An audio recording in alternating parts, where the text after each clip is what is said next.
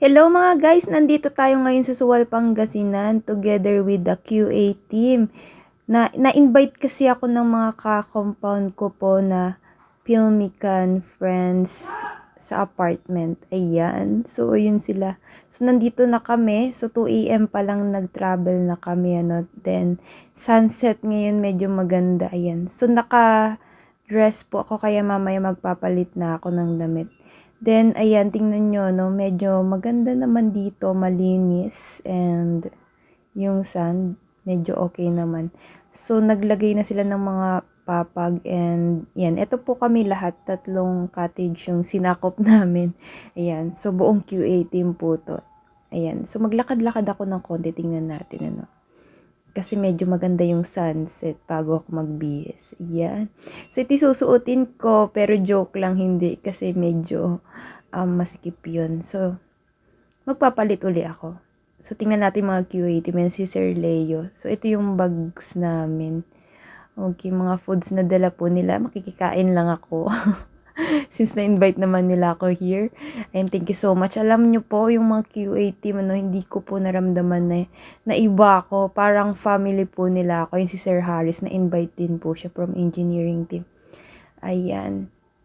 So, kaya thank you so much po sa kanila. Tapos, ito yung mga anak nila, kids nila. May kids po silang kasama. Ayan. Si Nathan yung isa, yung medyo bibong magsalita. Ayan. So, may kalaro pala siya here. Ayan. So, lakad-lakad lang po ako. Then, tingin-tingin po sa kanila yan si Sir Paulo. Kay Aso. Naligaw na Aso. Ayan. So, sila Ma'am Glam. Ayan. Hello, Ma'am Glam. Ayan. Ayan, si Ma'am Neb. Sila po yung nag-invite. Yan si Sir Dars. Ayan, Sir Dars, Ma'am Glam. So, ito, nagpalit na po ako, hindi na yung kanina, no? Kasi yung kanina, nakikita ng konti yung tiyan ko. Then, naglalakad po kami, nakipayong ako kay Sir Dars, kasi may payong siya, siya lang yung may payong. Alam nyo, very good si Sir. Very good siya. Okay, hindi kami iitim. Yan. So, lakad lang kami. Pupunta kami sa kabilang island. So, lakad-lakad lang muna. Medyo masakit sa paa kasi yung suot ko pang swimming na shoes. And rocky kasi. Yan. So, nagpahuli po kami ng konti kasi magpi-picture-picture kami dyan. Ayan.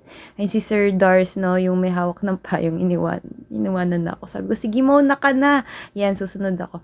Alam nyo po ba, itong couple na to, si Sir Harris and si Miss Neb, very good sila and pro-environment sila. I'm proud po, no. Kasi akala ko, kumukuha sila ng shells and mga corals katulad ko sa island. Yung pala, mga basura kinukuha nila, no. So, they want to save the environment. Samantalang ako, ito kinukuha ko. Gusto ko sana na tumulong sa kanila kaso wala akong nitrile gloves. Pero very good po talaga sila. Iboto po ninyo sila. So, I'm proud po na napaka-nature lover nila. So, nandito na kami, magsaswimming na kami. Hindi ko na mapapakita kung paano kami magsaswimming. Hindi naman po ako magaling lumoy. Sa likuran ko si Sir Jihad from Iligan po siya. So, ayan, mag-swimming na kami. Ayan si Miss Shaila. Siya talaga nag-invite ng una sa akin. So, thank you. Then, after mag-swimming, tinry namin pumunta sa pinakataas. Okay. So, si Sir Leo yung nasa unahan with his baby Nathan.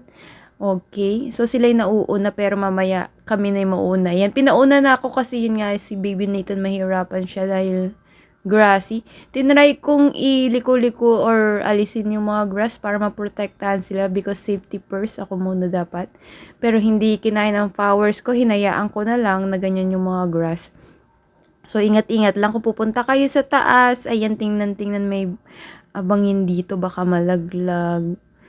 So, actually, ito yung last destination namin. And mamaya, kain-kain ng madami. Yan, makikikain ako. Thank you so much, QA team, no? And also, kwentuhan. Ayan. So, nandito kami sa taas. Ako yung nagpicture sa kanila. And after nun, nag-selfie-selfie kasama na ako. Ayan. So, ito yung sapatos ko, no? And also, nagpicture sila sa malapit sa bangin. Then, ayan, sila Sergio. Okay na. So, after nito, bumalik na kami, medyo napagod kami, pero masaya po kami. Totoo lang, sobrang saya.